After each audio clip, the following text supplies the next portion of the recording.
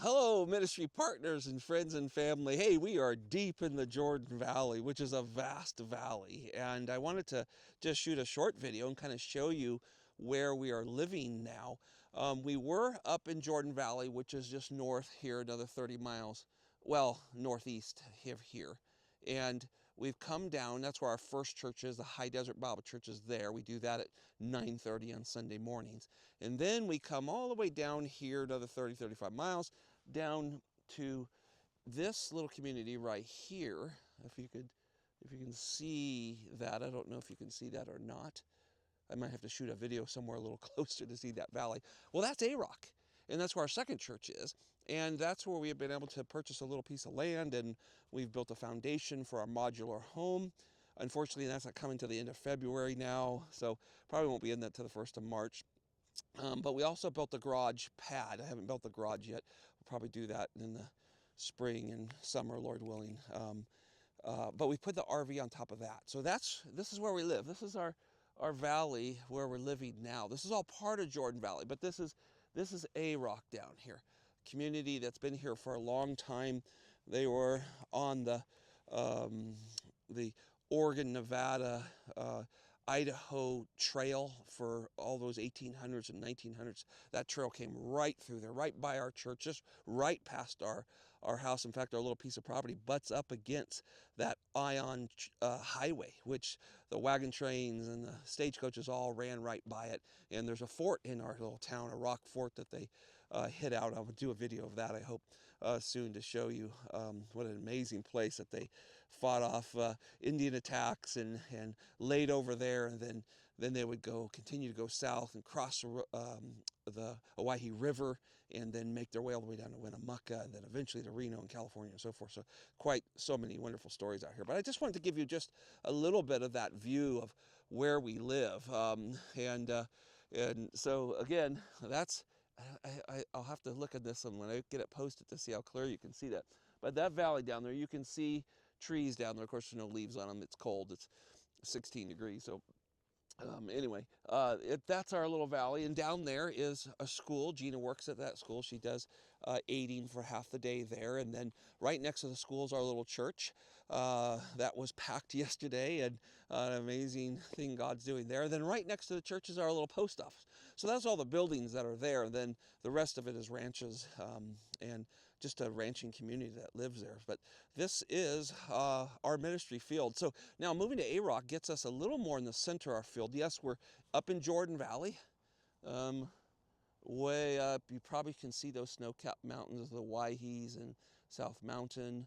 No, so that's where our first church is. We have a Bible study there this Wednesday. I'm up in the office up there a couple days a week there. And then we come all the way down here to Arock. Now, let's see if you can see those. Can you see the Steens Mountains out, those big white-capped mountains? So to the right of them, we go out and we cross that mountain range over there, and we drop down, take a hard left, go south along the backside of that mountain range, and we come to Diamond. So moving to Arock has put us a little more in the center of our ministry field, that it seems where God is working.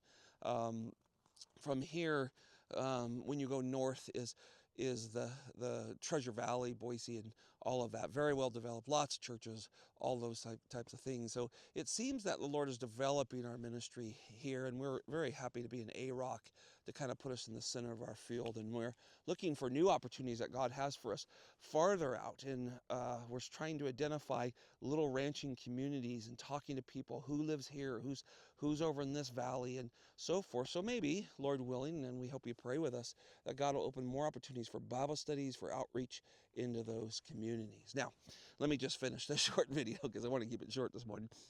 I started Luke 3 yesterday in our churches. I've been teaching through the book of Luke. I want our churches to fall deeply in love with the person of Jesus Christ and understand his life and his impeccability and of course, his perfect sacrifice and resurrection for us. So I've been working through the book of Luke, but we started in chapter 3, and there is the introduction of the birth of John the Baptist's ministry. Of course, he was birthed earlier, but it's the start of his ministry. And I didn't get too far in the chapter here, but what a powerful sermon to realize how difficult of time that John's ministry started, and of course Jesus, roughly 6 months after that, started as well. But one of the things it says there is John came out of the wilderness. And I couldn't help think a little bit that's a little bit like this. Now, I'm not comparing myself in any way to John. There are no more prophets and apostles. That's all been completed once the scriptures were finished and the canon was closed. However, I do identify a little bit with it. Living out here and the people that we minister to and deal with on a daily basis, we get that understanding of that remoteness of the wilderness. And I just want to finish with this thought. Think about this. God did not send John the Baptist to Jerusalem, to the temple and all the elite Jewish religious people. He sent him to really nowhere. And then he drove the masses out to him. John stayed in that district of the Jordan River Valley there.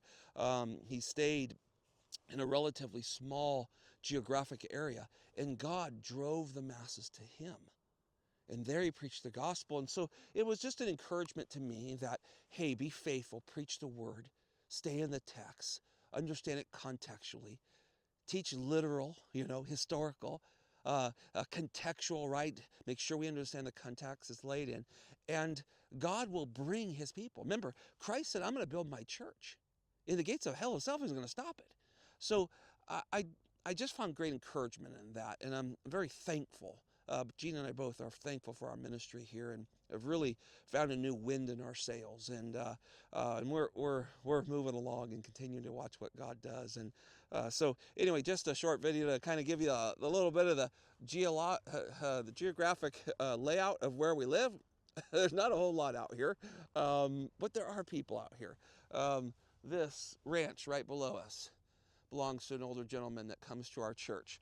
That ranch straight across, I don't know if you can see that, they come to our church. Both him and his wife were at church yesterday. And then quite a few of them down in the valley all come to our church here in Arock. And what a blessing to be ministering here. So anyway, so we appreciate your prayers.